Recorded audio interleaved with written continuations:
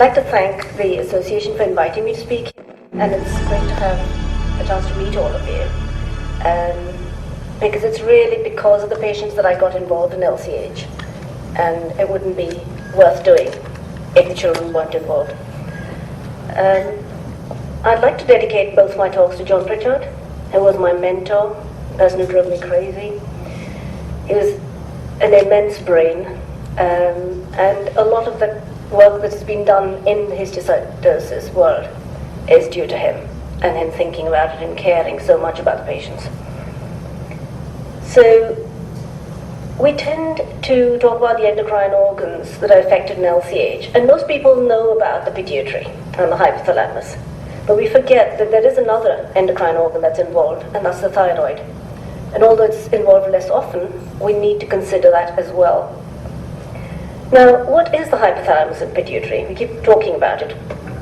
Now, that's an MRI of the brain. That's the nose, obviously. That's the middle of the skull, where you have a sinus, the back of the brain. That's the cerebellum that Dr. Whitlock was talking about just now. And that's the pituitary.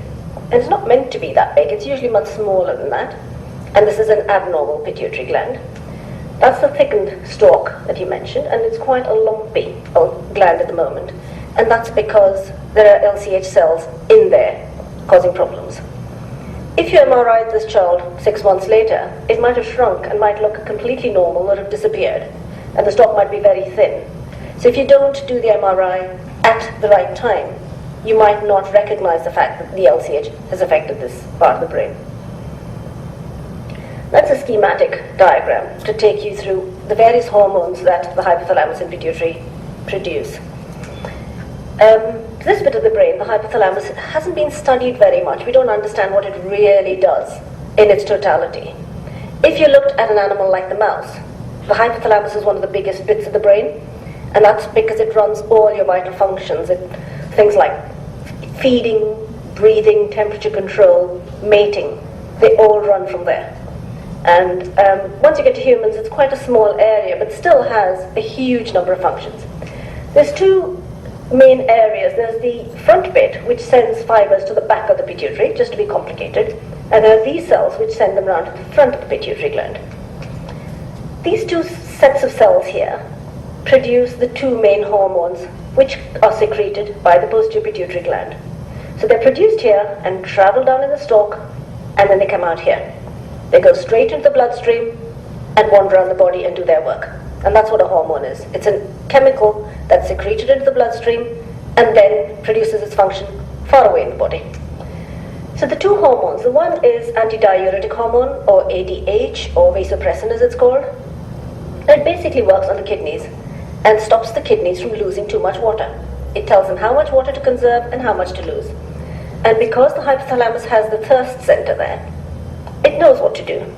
So sometimes when you have hypothalamic damage, you lose your thirst sense as well. But in the majority of us, you know when you're thirsty, you have a drink, you go for a pee. If you don't drink, you stop producing as much urine. And that's what ADH does. The second hormone there is oxytocin, and that's involved in making the uterus contract at labor and helps with secretion, not production of milk, but the excretion of milk for the baby. These cells here don't directly produce the hormones that are secreted here, they control them. So the nerves here produce other hormones, and they control these ones here. And the anterior pituitary is the main center that controls all the hormones in the body, and that's why it's so important. So it produces two hormones called the gonadotrophins. There's LH and FSH, and they basically control the ovary and the testes, and they decide when you go into puberty and how far you progress through puberty. The second hormone is growth hormone, and that works with bone and muscle, makes you grow. It's also present in adults, so it's not just a child hormone, it's present in adults, keeps you healthy, keeps you fit, keeps your muscles strong, keeps your bones healthy.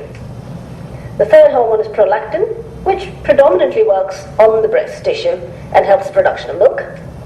Fourth one is ACTH, and this works on the glands in the abdomen called the adrenals, which produce your stress hormones, and that's essential to keep you healthy and keep you alive. The fifth one is thyroid stimulating hormone, which works on the thyroid gland. So you can imagine if anything happened to the hypothalamus or at the stalk, or in this area, any or all of these hormones can get knocked off. The most common is this bit, in LCH. For some reason it seems to go for the posterior pituitary first, and then probably the anterior pituitary, less often. With the anterior pituitary, it's most commonly growth hormone deficiency. The next one then is gonadotrophin. The next one is thyroid stimulating, and these two hardly ever, but occasionally they can be affected. So as Dr. Whitlock was saying, why does it go for this region? We don't know why. There are theories that there's an increased blood supply to the region, and that could be why. Some people have said that it's quite close to some of the bones that are affected. But then, even in the children who don't have bony involvement in that region, you can still get diabetes insipidus. So the answer is we don't know. But in some studies where they've actually done a biopsy, you find LCH cells there if you go in early enough. Showed you the thickened stalk, and Dr. Whitlock showed you the posterior pituitary bright spot. The hormone's missing, the kidneys don't concentrate urine, and you develop diabetes insipidus. And it can be the first sign of LCH, or it can come on years later. But it tends to happen within the first 5 years of diagnosis. There's only been a couple of patients who've been diagnosed with diabetes insipidus sort of 10 or 15 years later, but the majority, it's within the first 5 years. So we tend to say, if you haven't developed DI by 5 years, unlikely to develop it. We never say never. So what is it? It's from two words. I mean, it's just typical. One Greek word and one Latin, and they put them together. The Greek word says to pass through, so the water's just going straight through you. The Latin word insipidus is having no flavor. The sugar one is mellitus, which is sugar. It's also known as water diabetes. It's a loss of ability to concentrate urine, so they pass large volumes of very dilute urine. So if you looked at it, it's literally like water. It's clear, it's not yellow. And they're always, always thirsty. And one of the problems is because it develops quite often in toddlers, people assume it's a behavioral problem. And you go to your doctor or the nurse and they say, well, you just have to be more firm with them. Stop giving them so much to drink. They always want to drink. And if you didn't give them so much to drink, they wouldn't pee all night long and you wouldn't have to change so many diapers. And I've known children who've drunk from the bath. They drink from goldfish bowls. They'll drink out of the toilet if they're desperate. We had one who was attacking strangers on the street and taking their drinks away from them. If he saw anyone with a drink, he'd go and get it. And the problem is, if diabetes insipidus is your first sign of LCH, then of course nobody knows you've got a medical condition that's causing it. And it gets missed for ages and ages. But what's really sad is if you have a child who's known to have LCH, and the doctors don't realize they get diabetes insipidus, and they're still told it's a behavioral problem. And that's the thing. If you restrict their drink, they get dehydrated. If you restrict it too much, they'll die. And it's really important that they have access to water and fluids until they're on treatment. It's not usually reversible. There have been the occasional child where chemotherapy seems to have reversed it. And whether we got it very early before the cells were destroyed, we don't know.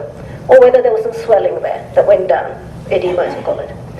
And the important thing to remember is that radiotherapy is not a cure and can make things worse, because in the past when they saw a lump in the pituitary gland, it was very tempting to hit it with a blast of radiation because it cured it. So it stopped the LCH, didn't cure the diabetes insipidus, and in fact gave them growth hormone deficiency and other hormone problems. So it made things worse in the long run.